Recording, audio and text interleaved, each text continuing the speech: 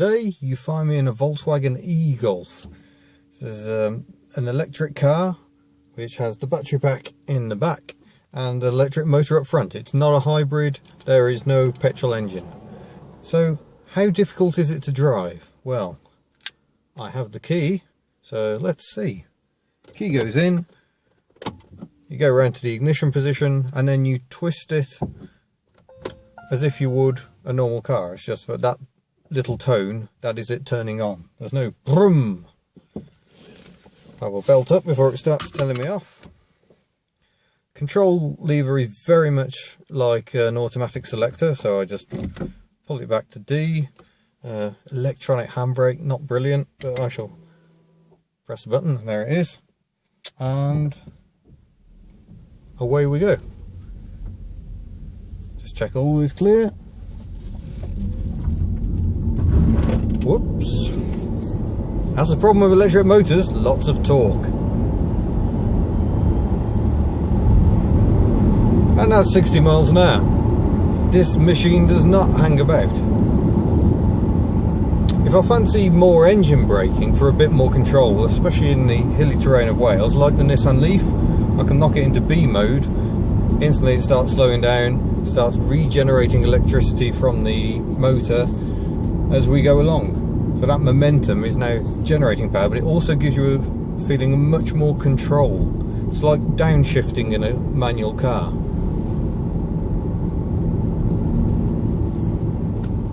But really, I mean, there is nothing difficult about this. It's just so ordinary, really, and I think that's what Volkswagen have tried to do more than anything. It's why they've picked the Golf, you know, a very well established hatchback, not really known for being adventurous. It's just, you know, dependable. It's not outlandish. And so this is one electric car that looks nothing like an electric car. It looks like a Golf. There are a few little blue bits of trim on the front end that hint at what it is, but Joe Public's not going to notice those. And he's probably not going to notice you whispering past either, because A lot of modern cars are now very quiet anyway, even with petrol engines, and B, there's so much tyre noise that the lack of engine noise isn't really all that noticeable. In terms of range, we took this one to Llandrindod, Wales yesterday, and that was a 67-mile round trip. When we got back home, it was fully charged when we set off, there was still 36 miles left in the tank. So that suggests a range of about 105 miles in reality. It's claimed 118, but I fully accept that the hills of Wales are not the fairest test for an electric car. So despite going over the mountain road, we did seem to do pretty well on that trip.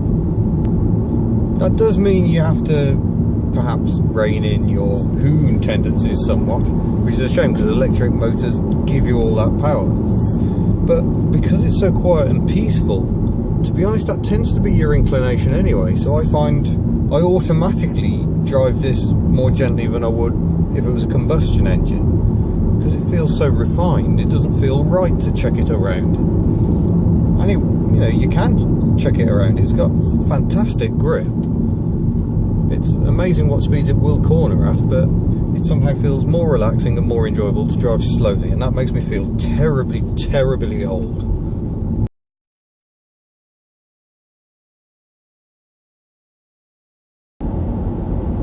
So now we're driving along quite merrily. My foot is nowhere near the throttle pedal. It may be hovering quite close to the brake because we're now catching another vehicle. And this is where hopefully the car will slow down. And there it goes. It's able to use the regen effect itself to slow the car, to control the speed. Although if the car in front was to come to a standstill, the theory is that the car would slow down. Wonder how true that is. Self-parking is just bizarre. You press a button down by the gear lever and indicate left as you go past a gap. The car will measure that gap to see whether the car will fit, and then when you put it in reverse, it'll steer itself. You're just like, this is insane. Of course, the e-Golf isn't all good news, and you'll note the change of jumper to denote a more somber mood here as we discuss some of the downsides of the e-Golf. For one, it's got a really wide transmission tunnel, and I have no idea why that is. It makes it rest against my left leg constantly, and I find that just a bit annoying really, especially it's really hard plastic down here. Another problem is the onboard charger, and this is more of a serious one. It's only a 3.3 kilowatt charger, which means that plug it in to something that's got a 32 amp supply and it'll still take 8 hours to charge up to maximum. It takes 13 hours on a domestic plug. A lot of its rivals have much faster chargers on board. So top spec Leafs and the Kia Soul EV have 6.6 or even 7 kilowatt chargers, so they can charge up in about 4 hours. It obviously makes a huge difference. I mean, chances are you're not going to arrive back home with the battery completely flat, but it means that if you came home, plugged it in while you had your dinner and faffed about a bit and wanted to go out again, you could put a useful amount of charge back in the car. You wouldn't have to wait too long. Another problem is DC charging. This car, as I discovered the other day, uses something known as a combined charger setup, and it's a plug that's made to adapt to the standard port on the back here, and I found it a bit confusing. It's not very well labelled. I didn't realise you had to remove a little plug to allow you to put this combined charger in, so that actually cost me some time the other day because I just didn't understand it. But the other problem is these plugs are not very commonplace. There are 2 in Wales, one of which is currently broken, so that's not ideal. Other cars use JEVs as a connector type, which is a Japanese type connector. They're more common, so you can get juice in many more places. Now, the Welsh section of the M4 has got several JEVs chargers, but only one with the CCS, which this car uses.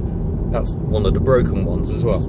Otherwise though, it must be said, this is generally a very good car. I mean, yes, the ride is very jiggly, so I don't want you going and thinking this is a bad car. It isn't. It's just got a few flaws when it comes to charging that really Volkswagen could sort out quite easily, or perhaps the infrastructure will get better and there'll be more combined charger units around and life will all be grand. Certainly if you live in London, that's going to be much less of an issue for you because there are many more chargers. Another negative that must be mentioned is price. This one has a retail price of £27,395 in this trim, which includes paying extra for the horrible white paint. It's got the winter pack, so you've got heated seats, which comes standard on a Leaf. So it really is not a cheap car, and that includes the £5,000 government grant. So if it's economics that are purely driving you to consider an electric car, the Golf just really isn't a contender. I don't really know what you're paying extra for over a Leaf. You've got the adaptive cruise control, that's a good thing, and you've got, you know, perhaps a little more perceived quality. I'm not sure there's very much difference when it comes to actual quality. The Leaf, British built and very well built, I'm pleased to say. But yeah, £27,000, a lot of money.